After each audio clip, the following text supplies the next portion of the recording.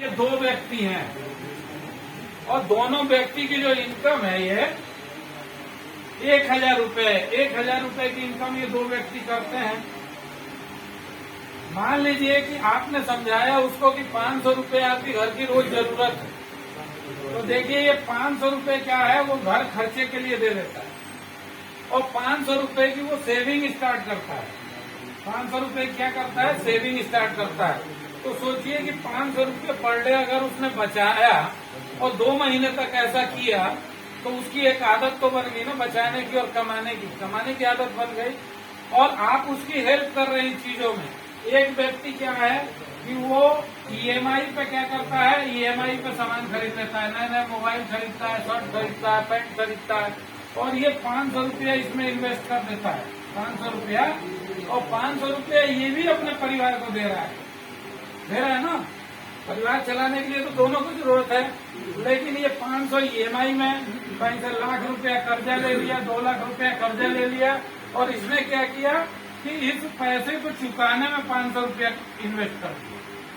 अब इन दोनों व्यक्ति में हमको अंतर देखना है कि कितना बड़ा अंतर होता है ना। अब ये देखिए इसने 500 बचाया रोज और रोज किसी सेविंग अकाउंट में डाला तो 500 गुणा 30 कितना हुआ एक महीने में 15,000 और एक साल में कितना हुआ सर 1,80,000। एक साल में गुणा 12 1,80,000। अब ये बताइए 1,80,000 को यदि एसआईपी में डाल देता है वो और 30 साल के लिए बीमा करता है तो बताइए कितना पैसा उसको रेगुलर मिलेगा और इंस्टॉलमेंट में कितना पैसा मिलेगा। दोनों का फर्क देखेंगे, ये दोनों व्यक्ति में अंतर क्या है। कोई डाल के देखे सर कि एसआईपी में अगर वो क्या डालता है 1,80,000 की बचत डाल रहा है एक साल में और 12 साल वो पे कर रहा है तो उसको 30 साल बाद कितना मिलेगा। कोई बताए रिजल्ट डाल के एसआईपी में डालिए आप लोग। दोनों के फर्क को हमको देखना है कि एक व्यक्ति किधर जा रहा है और एक व्यक्ति किधर जा रहा है।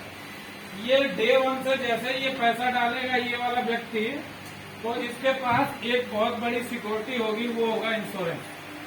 अगर उस व्यक्ति के साथ कोई हादसा होता है तो इंश्योरेंस उसके परिवार को देखेगा और इसके परिवार को देखने वाला कौन है।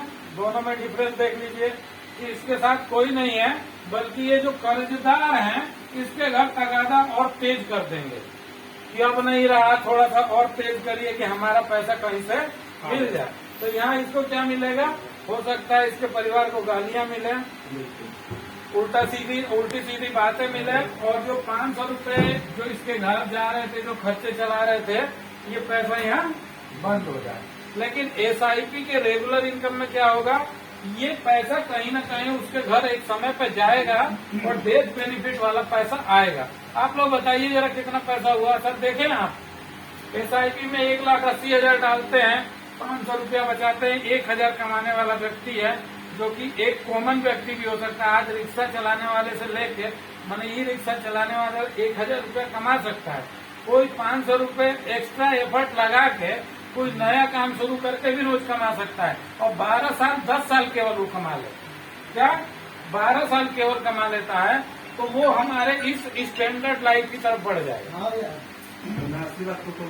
79 लाख रुपए उसके पास आ रहा है और अगर रेगुलर इनकम के रूप में लिया तो उस पैसे को 1 करोड़ भी बना सकता है।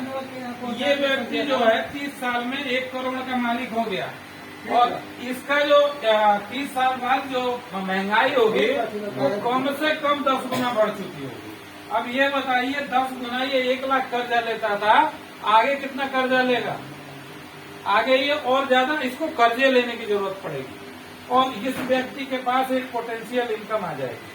तो अगर आप लोग इस प्लान से शुरुआत करते हैं किसी के, तो ये बताइए कि इस 1,80,000 हमने बताया है तो क्या वो 100 रुपए नहीं बचा सकता, कोई 200 रुपए नहीं बचा सकता है और 100-200 रुपए बचाने पर उसका ये एसआईपी प्लान होगा कि नहीं होगा।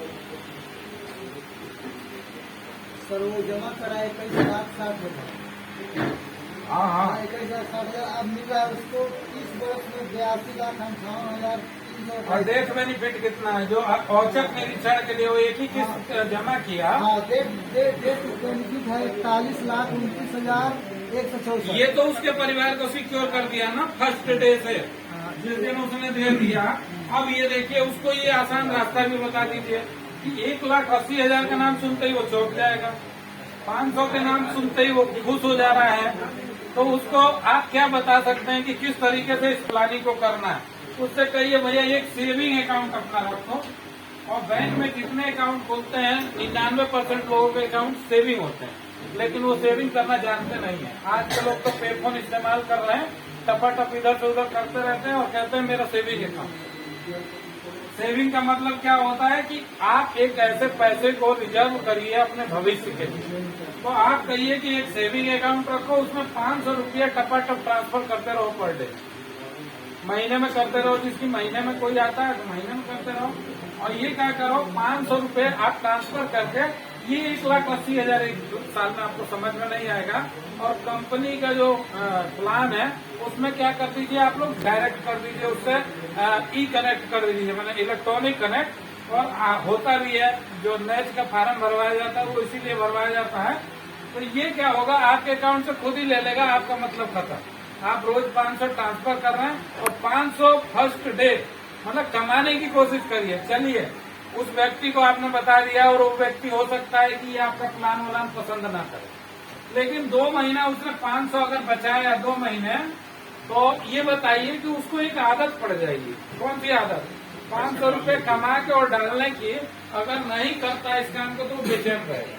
आपने क्या उसके लिए बुरा किया? वो उसने प्लान नहीं लिया तो भी एक, आप जितने धर्म गुरु थे, जितने धर्म चलते हैं ना, लोगों के लिए कुछ न कुछ भला किया। और आज जो सबसे बड़ी प्रॉब्लम है भलाई करने की, कि फाइनेंशियल प्रॉब्लम अगर लोगों की दूर करने में आप मदद करते हैं तो आपसे बड़ा कोई धर्म गुरु नहीं। आज जो जीवन में सबसे ज्यादा किसी परिवार की जरूरत है तो वो है पैसा। और पैसा कमाने में और बचाने में आप किसी की मदद कर रहे हैं और उसके परिवार को प्रोटेक्शन दे रहे हैं और सिक्योर कर रहे हैं, तो इससे बड़े भलाई वाला कोई काम नहीं है। तो कोई धर्म नहीं इससे बड़ा है, न ही कोई आपको काम होगा इससे बड़ा। तो आप लोगों को ये काम करना चाहिए और इस तरीके से करना चाहिए। कितने लोग सहमत हैं हमारे इस आइडिया से कि सेल क्लोज होगी? धन्यवाद सर, आप लोगों का बहुत बहुत। और टाइम पास करेंगे अब रहने से।